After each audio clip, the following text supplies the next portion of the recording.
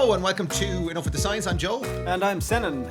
And this is the show where gas things happen in a gigantic way. Well, maybe we should go back before all your gas jokes and your questionable references to Uranus. That's going to be part of today's programme, and just explain this is Enough with the Science, where Senan researches a science topic and talks about it at great length, and I try and dissuade him from talking about it by various means, whatever's necessary, until we run out of wind. The topic this week is the outer planets. Right. But we better define what that is. Yes, I think you should. There are, of course, further out planets than the outer planets. So to make matters more confusing. Right. So things we call exoplanets, which are planets that are not in this solar system but are in some other solar system very far away. And thanks to our advanced space telescopes, we have discovered around about 5,000 of those. Right. And just to be annoying now, so where does our solar system end? Yeah, that's a subject of much debate. There's a thing called the heliosphere, which is the part of space that is affected by the solar wind, the particles that stream off of the surface of our sun out into space in all directions away from the sun. And the Voyager probes, you know what the Voyager probes Oh, yeah. They were in Star Trek 1. Voyager, yeah, I remember that, yeah. So the Voyager probes were a PhD student, I think he was, who was interning with NASA, realised that there was a very fortuitous alignments of planets coming up in a few years' time that would allow a thing called gravity assist to be carried out loads of times, one after another, to accelerate. So gravity assist basically means, say you're flying your spaceship and you want to go a bit faster without having to start up your engine again, or maybe all your fuel's gone. If you can fly past a planet closely enough, the gravity of that planet will pull you in as you approach the planet. And then after you pass the planet by, if you're going fast enough to pass the planet by, you've gained some speed for free. Right. So anyway, this bloke realised that, the lineup, the way that the planets in the outer solar system are going to line up about 2 years later on, or it might not be 2 years, a number of years later on after he made this discovery, would allow for steps of a stairs gravity assist, where we could send probes out past the edge of the solar system and we could pass by several planets on the way and accelerate the probes each time they passed by one of these planets until eventually they just reached this massive speed that we wouldn't have the rockets or fuel to reach otherwise. Right. So that's what the two Voyager probes have done. And so they basically piggybacked on the gravity of all these planets and whizzed out of the solar system. Yeah, so those are whizzed out of the solar system, and they will probably be, when humanity and our civilization is dead and gone in however million years. That's not going to happen, kids. That's Uncle Senan is just losing his mind here. They will be the last artifacts of humanity to survive. Yeah, Voyager. Yeah. Probes. Anyway, what was the music? There was music put on them, wasn't there? There was, yeah. There was music and a load of pictures of people and places. And tell me it wasn't U2. Tell me they didn't get U2 on the Voyager. I don't think it was U2. No, I think it was probably... I think that was the last thing that was left of humanity. Debussy or Strauss or Beethoven or one of those. I could take that. Anyway, so those, they're gone way beyond Pluto. They're like way past all the planets now. And they have sensors on them still working unbelievably. Like, these things were launched at the beginning of the 70s, like 50 years ago. So they're still sending back information? Yeah, they are, yeah. And one of them is, I'm not sure if one of them might be dead, I'm not sure. Anyway, the sensors were able to somehow detect the nature of the solar radiation particles in space around them. So it appears like they passed over a border where there was no more influence from the radiation from the sun. So it appears to be a kind of a nebulous border because they've seemed to have passed in and out of it a couple of times. So, but anyway, way out there somewhere is our best theory for what the edge of our solar system is, when there's no more influence from the particles that are streaming out of the sun. Right, okay. A bit further in, though, we've got something called the Kuiper Belt. Right. Just go on. Kuiper, yes, a Dutch astronomer. There we go. That's it, yeah. No, that's all. I don't even have to ask anybody. I just look at you and just go, Kuiper. So so it's like this orbiting halo of debris way out at the edge of the solar system, and That's where Pluto resides. Pluto is one of the bits of debris that's in the Kuiper Belt. It's probably the biggest one. And that's why it's not a planet anymore. Yeah, you're after hitting on a very controversial subject there, because of course Pluto was the 9th planet for a long time, and then I don't know, about 10 years ago, astronomers collectively, or a lot of them did anyway, decided that it doesn't really deserve to be called a planet. It's now designated a dwarf planet. Right now, there's some criteria obviously they use for this. Yeah, and it's a debate. Like not every astronomer still agrees with it today, but I think most of them do at this stage. I'm sure the family of the guy who discovered Pluto was probably against it being renamed. Clyde Tombaugh is the guy you're talking about. Oh, right, okay. Well, his family are probably going, no, you can't reclassify his planet. Yeah, I'm not quite sure what it must affect his royalties. People, it probably does, yeah. And how do you get royalties from a planet? I don't know. What's the point of discovering them then? Yeah. If That brings to mind a science fiction book I read where somebody was given rights to a distant star, assuming it was assumed that they would never ever reach that star. It was just a theoretical. Sure, every Christmas it comes up and you can buy a plot of the moon, buy a square foot of the moon, and kind of have your name put on a star, and that's yours. Anyway, I'm not going to ruin it for you, but their assumption of the person who gave them that present didn't turn out to be true about them never being able to reach it. All right. Okay. Anyway, Pluto. Yeah, I don't know how you'd make money off Pluto. However. So, the Kuiper Belt, Pluto, the reason it's a dwarf planet is modern definition of a planet is something which has cleared its orbit. It dominates its own orbit and has cleared it of other debris. So, for example, apart from the moon, Earth's orbit, apart from the moon, there isn't any other objects that in our orbit that we're sharing it with, or debris, or bits of rocks or stuff. That's good for us. Yeah, that's a good thing. Yeah, look, there's the occasional asteroid that comes close to us, but in general, Bruce Willis will take care of that. He will. In general, we have Earth has cleared its orbit of other debris, and it dominates its orbit. Even though the moon is a significant body in the same orbit, it's dominated by the Earth. The Earth drags it around after it, and so on. So once you have cleared your orbit, you get there's your passport. You are a planet. Yeah, pretty much. Yeah. And as long as you're orbiting the sun and not orbiting another planet, in which case you're a moon. Okay, there we go. Good definition. So Pluto is just a member of the Kuiper Belt community.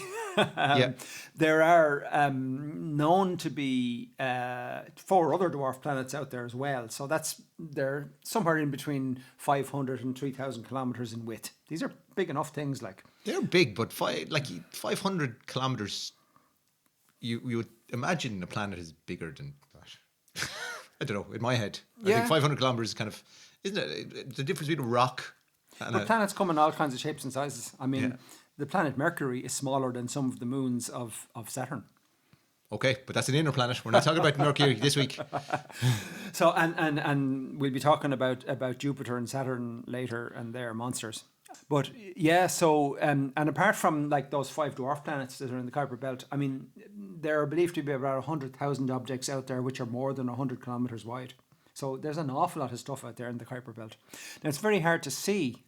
We're relying on to see the other planets. We're basically relying on reflected sunlight. So the sun shines on them, even though they're very far away, and we see this dot of light in the sky that's moving in a particular pattern, and we can infer there's a planet. That's kind of how Pluto was discovered, and it just happens to be one of the brighter objects. It's something called albedo, to use a complicated scientific word. And right. It just means how bright reflectively it is. So, okay. So it's made of reflecty stuff. Like if you have a white tennis ball. It's a high vis. If you have a white tennis ball and a black tennis ball, the white tennis ball has higher albedo than the black tennis ball. So basically Pluto is a high vis planetette.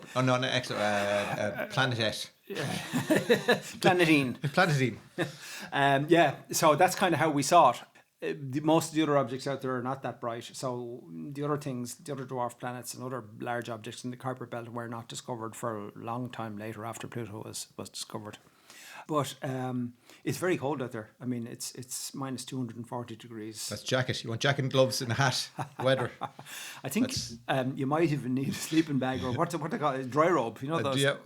You need a dry robe, I think. So most of they're kind of icy things out there. So you're talking about frozen water, frozen ammonia, frozen methane. Now Pluto, as it happens, is a rocky planet. It is covered in kind of snowy, frozen, icy stuff, but there is rock underneath all that. It's 40 astronomical units. Any idea what that might mean? 40 astronomical units. That you can buy it if you have that money. That's its value. You're thinking about Star Wars credits now. Credit, yes. So yeah, an astronomical unit is not a very big thing at all, but it's also a very big measurement. It's the average distance from the Earth to the Sun. Oh, the average distance. Yeah. So yeah, depending on where the Earth is in its orbit around the Sun, there's a small bit of variation between. So the average distance, about 150 million kilometers or 8 light minutes. That's what we call one astronomical unit. Pluto is 40 times further away. So that's 320 light minutes. 8 4s are 20. Yes, correct. Which is 5 hours, 20 minutes. So the sun could be destroyed and Pluto won't know for 5 hours. That's correct, yeah. The rest of us will know a bit sooner. 8 minutes. 8 minutes in our case, yeah. Unless you're on Mars or something, it might be a bit longer. So yeah, that's Pluto on the Kuiper Belt. There's a heart on it. Right. Heart of darkness. Heart of lightness. It wears its heart on its sleeve. Aha. I'm not going to try and sing that song because you don't really think I can sing, do you? I couldn't possibly comment. Anyway, that's a song tuned from the 70s. So if you're of a certain age, like I am, you might remember that ditty from the 70s. But so there's it was only in recent years when we got good enough space telescopes to get a really clear picture of Pluto that we discovered there's this massive whitish heart on one side of the planet, is covered by almost completely covered by this heart shape. And can this be seen from Earth, or it can only be seen by kind of a probe with an iPhone? So the Hubble Space Telescope. I've invented a new concept. The Hubble Space Telescope is I think can probably see it, but I'm not sure. But certainly some of the other probes we have sent out to the outer solar system have gotten good pictures of it. And as a result, we've now know this distinctive heart-shaped region is on one side of it is kind of white, or well, kind of off-white ivory kind of colour. But the rest of the planet, why it stands out so much is the rest of the planet is this like reddish colour. It's strange. So there's a kind of I think that it snows methane or ammonia or something there, and there are chemicals called tholins in it which have some kind of reddish hue. It's not like bright red, but it's got a reddish kind of colour. So yeah, it's interesting looking planet. But so the heart is white and around it is red. Yeah, all the rest of it is red. Yeah. It's a bit of a Santi colour scheme. I'll be out with the telescope. Yeah, for a look at that. I wonder, maybe that's where Santi hangs out when he's not around at Christmas time. Yeah, let's just assume that the colours would work well with his clothes. Or maybe that's where Coca-Cola is made, by that logic. Oh yeah. Kuiper Belt is coming. Kuiper Belt is coming. Oh, I started singing, didn't I? There we go. We're finished. I warned him. So the rest of the outer planets that we're going to talk about. So we're by outer planets we mean anything that's further away from the sun than Mars. Yeah. And that's just an arbitrary place I picked. But mainly, you picked it? Well, it's not official. Yeah. I don't think it's official, Yeah. Okay. But it's official now. We'll make it official. We certainly will. Yeah. Enough with the science officially designates anything beyond Mars as an outer planet. So it's the rest of them, the other four, so Pluto is number one, then there's four more. They're all gas giants. And that's a peculiar kind of planet.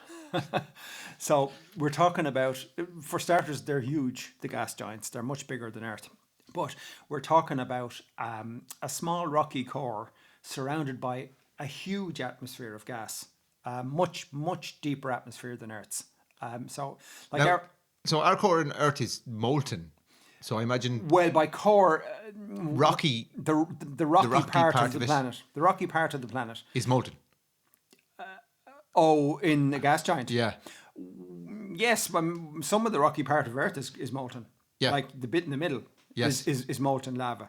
But the rest of it the piece we're standing on right now is obviously not solid. But it's still part of the rocky part of the planet. That's what I mean. So you've got this rocky ball in the middle, which... thanks to the extreme physics that goes on in gas giants, is probably all lava. So it's all, so there's nowhere to go and stand if you decided to go to one of these. Like you couldn't just land a spaceship. Well, if you had asbestos boots, you might be able to stand there for a moment. But theoretically, if there was a ship that could withstand horrific temperatures and pressures, but there's actually no solid bits. It's all liquidy, gassy, molten-y. Yeah. So the interesting thing is we think that surrounding the rocky core, we think that there is what's called metallic hydrogen. So hydrogen is a gas as far as we're concerned. Yeah. And but the atmosphere of these gas giant planets is so deep that the pressure just keeps increasing. So the thicker your atmosphere it is, the more pressure there is down in the depths of it, just by virtue of purely the weight of all that atmosphere above you. Yeah. Even if it was helium. Anything, any gas, yeah. And in actual fact, hydrogen, which is almost as light as helium, is one of the main constituents of those gas giants. So the deeper you go down in that, the pressure increases massively, and that has an interesting side effect in that things are being squeezed so much, molecules are being squeezed so much that heat builds up. So it gets really, really hot and really, really heavy, strong pressure the further down you go. And we think that in that environment, when you go, pressure increases so much and heat increases so much that the hydrogen gas becomes metallic. It actually turns into a metal. So we think that surrounding this ball of rock that's in the middle is like a shallow ocean of liquid, of metallic hydrogen. This is Terminator stuff. You're going to expect like Arnold Schwarzenegger to be coming out of this stuff. Yeah. And one of the side effects of that is... So we need to talk about magnetic fields. So Earth, as most people will know, has a magnetic field, and it protects us from a lot of the dangerous radiation that's flowing around in space. But the reason we have a magnetic field is because there's a molten iron core in Earth, in the centre of the Earth, and it's rotating slowly, but that rotation is enough to cause an electric current or a magnetic field to a bit like the way an electric generator works. But the metallic hydrogen is also rotating in these gas giants, but its ability to generate a magnetic field seems much more potent than the iron core that's in Earth, because they all have much stronger magnetic fields than what we do on Earth. And just to go back, you were saying that's because of the pressure at the surface that all of this weird science happens. Well, the pressure deep down in the atmosphere. In the atmosphere, yeah. So, like, compared to Earth, for example. Yeah. So we have atmospheric pressure. Yeah. But these guys have, like, compared to Earth, are we talking... far greater, thousands of times the pressure that we have here on Earth. So we'd be squished into, like... like there's no way you'd survive. If you fell into the clouds, it'd be a competition between the heat and the pressure about which one would kill you first. Wow. Probably the pressure. I don't like those types of competitions. I normally like competitions, but no, that one, no, not so much.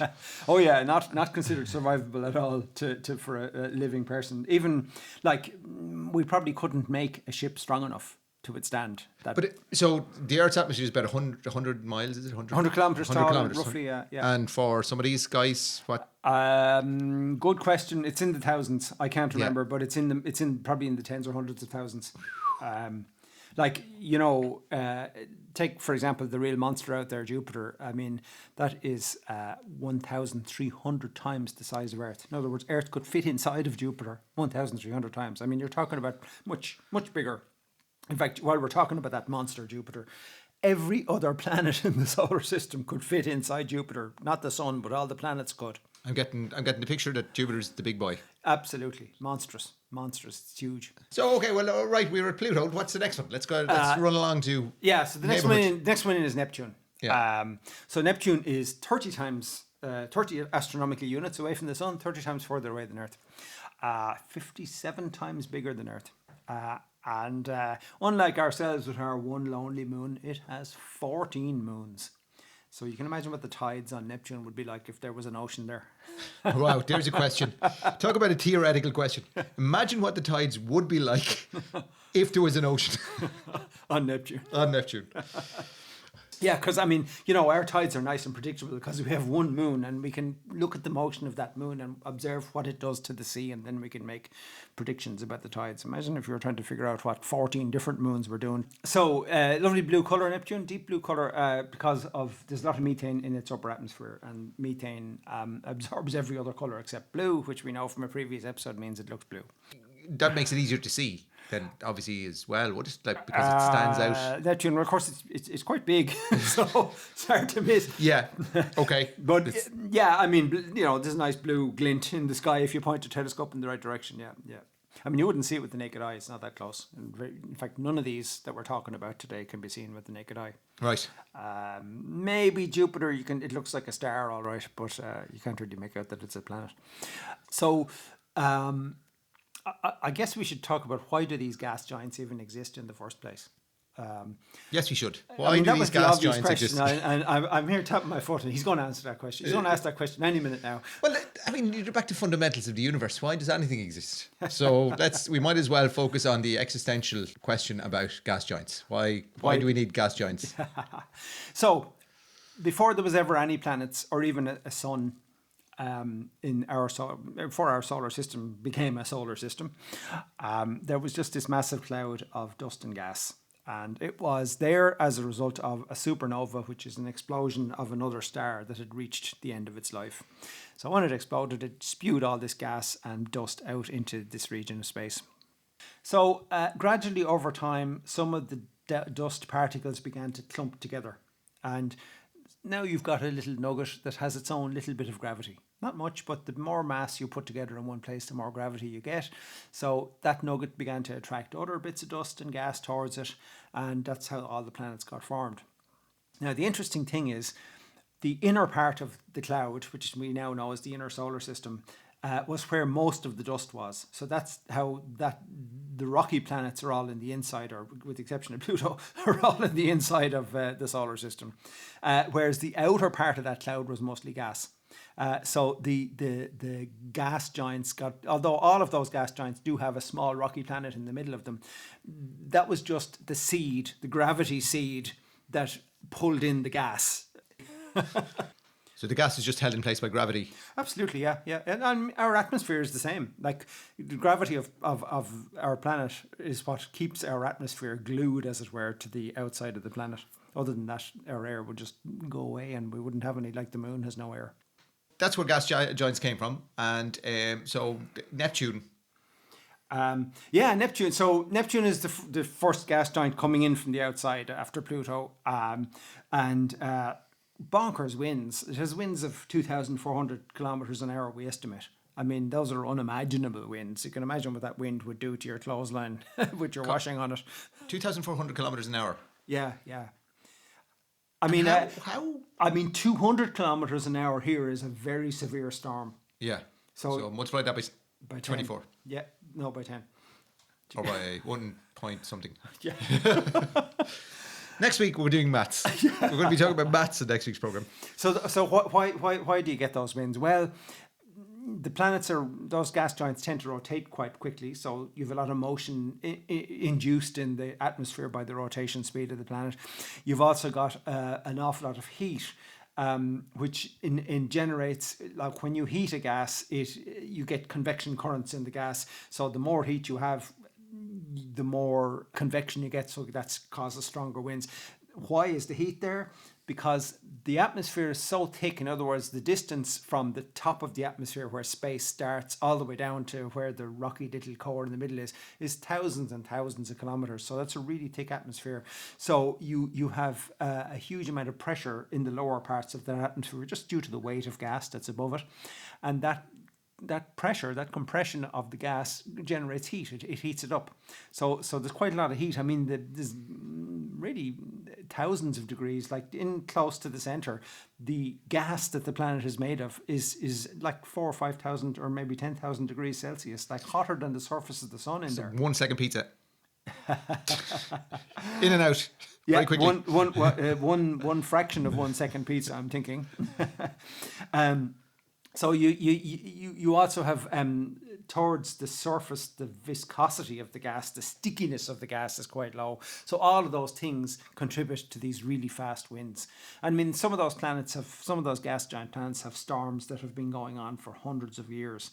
Jupiter's famous red spot, for example, visible with any telescope that can see the planet Jupiter, you'll be able to see this huge red spot on one side of it.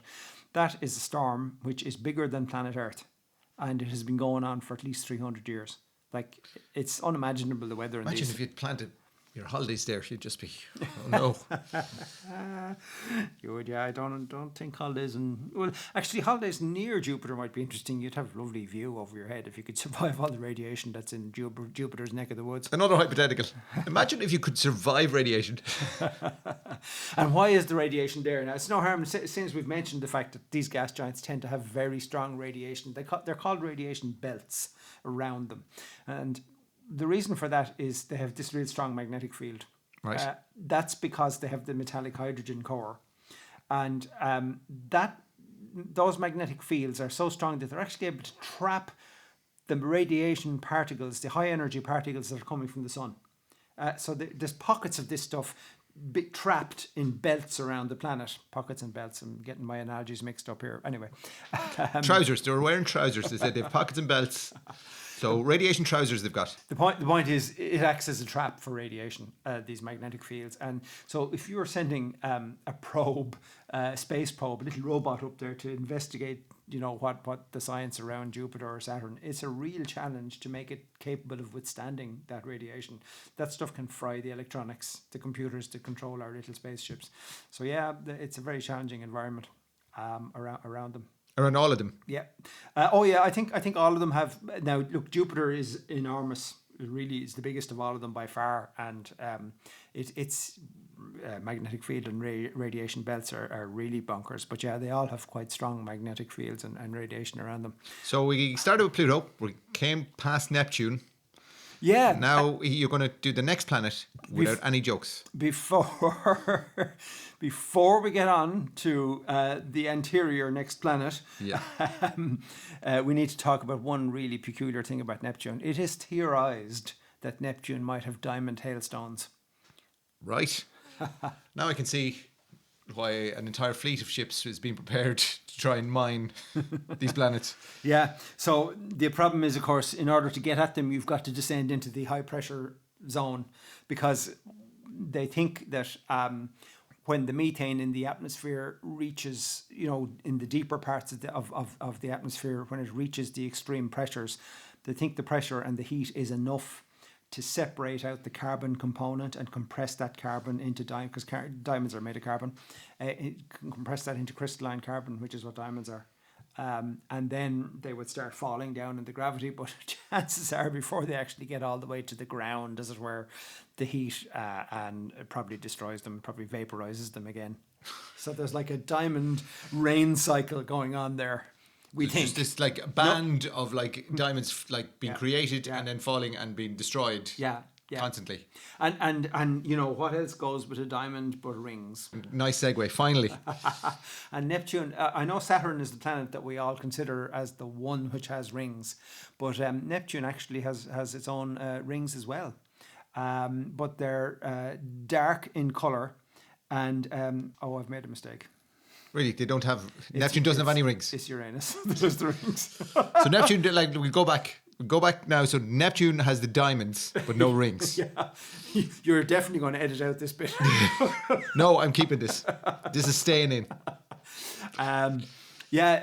Anyway, we'll move into the next planet in. You're going to actually refer to this as just the next planet for now. The planet in between Neptune and Saturn. You're not even going to say the name. Everybody knows it. So let me get one joke. No. Please, no, just let me have one. No, you can't have any. No, it's too obvious. It's just too Benny Hill. I'm going to say it anyway. Joe, I'm leaving. Joe, Uranus smells terrible. There you go. And it's because there's hydrogen sulfide in its atmosphere. But we should probably refer to it by that other slightly different pronunciation, Uranus. Just There you go. Uranus will do. That allows you to ruin all the jokes I had lined up for this part of Absolutely. the podcast. Thank God. Uranus. Okay, so 19 times further from the sun than Earth. So 19 AUs. Yes, astronomical units. You could fit 63 Earths inside in it. Okay. It's pretty big. It has a paltry count of only 27 moons. So again, the theoretical tides would be even worse there.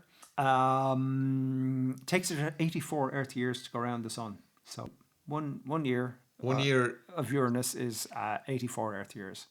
But 1 day is only 17 hours, so it spins quite fast, especially for a big planet like. So the surface is actually whipping around quite fast. It's bluish, but not quite as blue as Neptune. We're not quite sure why Neptune is a stronger blue. I mean, the blue is a signature for methane, but it may be down to the percentage of methane that's in the atmosphere. But yeah, not quite as strong a blue.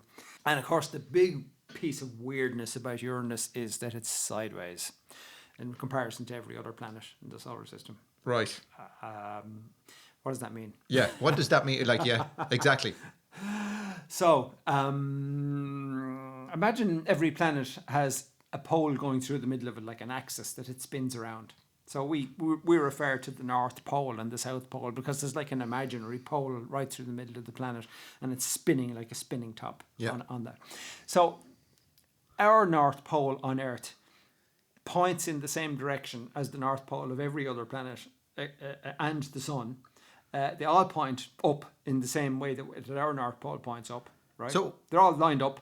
They're all lined up with the center with of the sun, effectively. The so sun. the North Pole of the Sun points upwards. We'll call it up. Yeah. In our frame of reference, and so does every other planet except Uranus. But okay, wait. So all the planets are when they're spinning. Yeah. They're spinning around the same axis.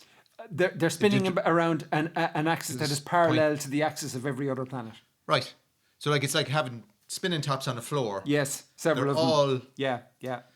So their up is the same. Yeah, for all of yeah. And seeing as you mentioned a two-dimensional surface like a floor, they're also on the same plane as each other. Yeah. So, it's like, so literally having them all on the floor is a good analogy for how they really are. All the planets. Yeah, all the planets. Yeah, except Pluto, which is slightly off. But the rest of them are all on There's always one. Are all on the same plane, are all the same flat. If you were to cut a slice across the middle of the solar system all the way across it, that's where the planets are. They'd all be on that slice. Right. Uranus it's on its side. Its North Pole is kind of facing east or west as far as we're concerned.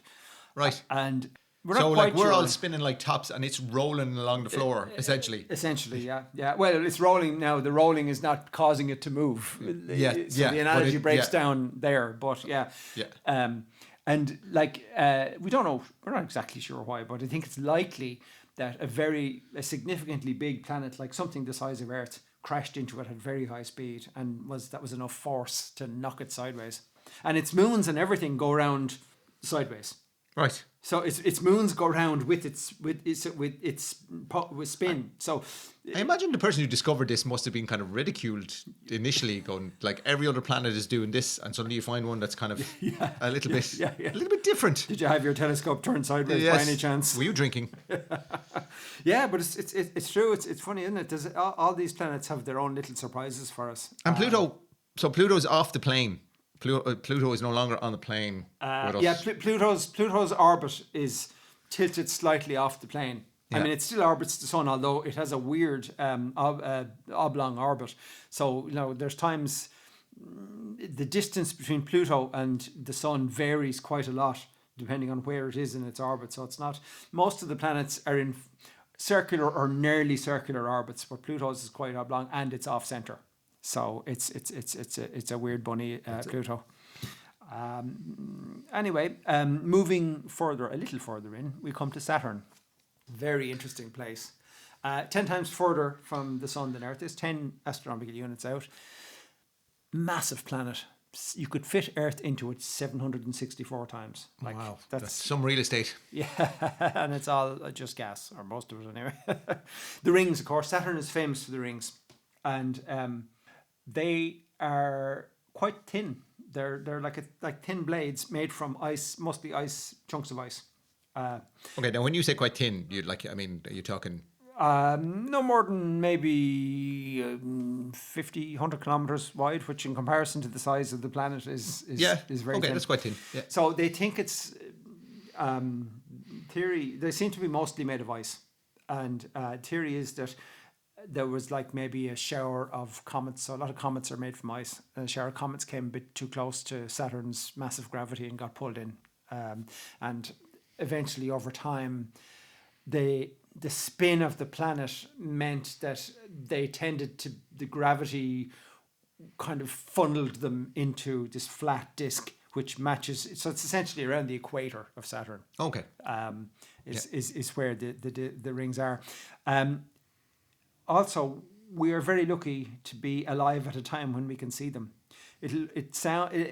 Best estimate is that they're a fleeting phenomenon that might only be visible for 100 million years. Who put only with 100 million years?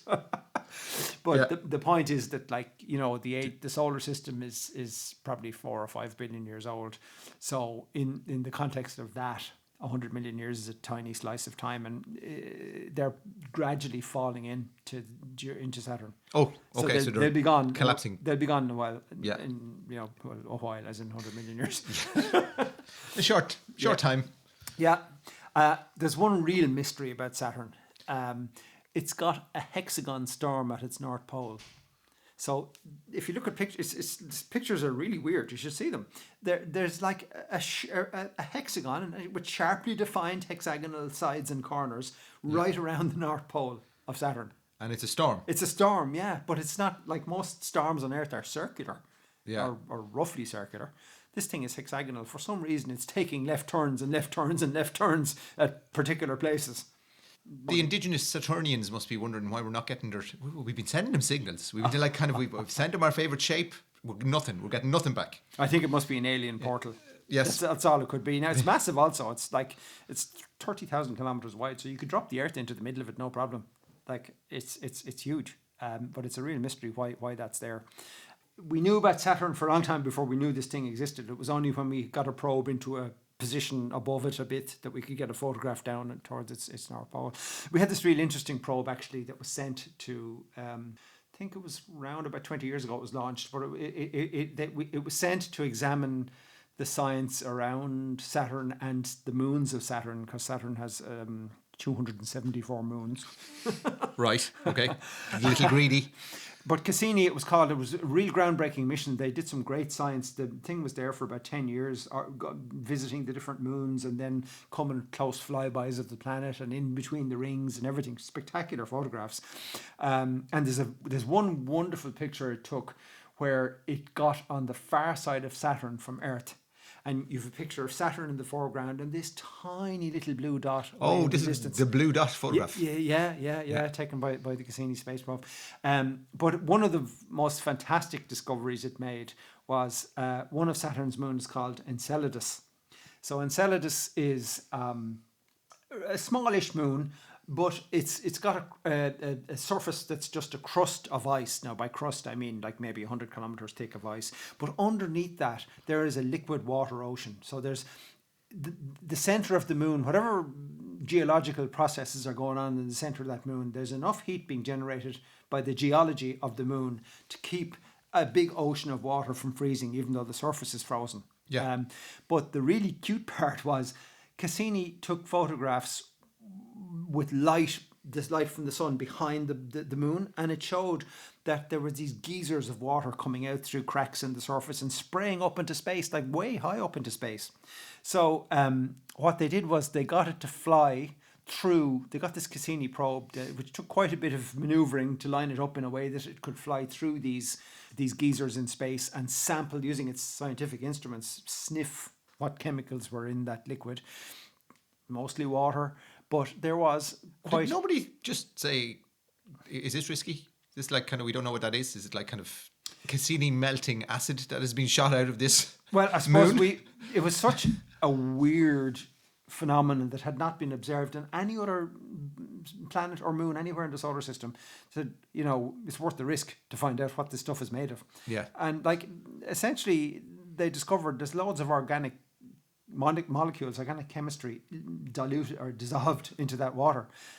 Now, that doesn't mean that there is definitely life there. Those are, by organic chemicals, we mean like the building blocks of life, chemicals that could be used to create living creatures or could be the waste products of living creatures. But it's the best, believed by many scientists to be the best chance of us finding microbial life somewhere else in the solar system, in that ocean underneath all that ice on Enceladus, because of the chemicals that were found in the plumes. Is Cassini still out there?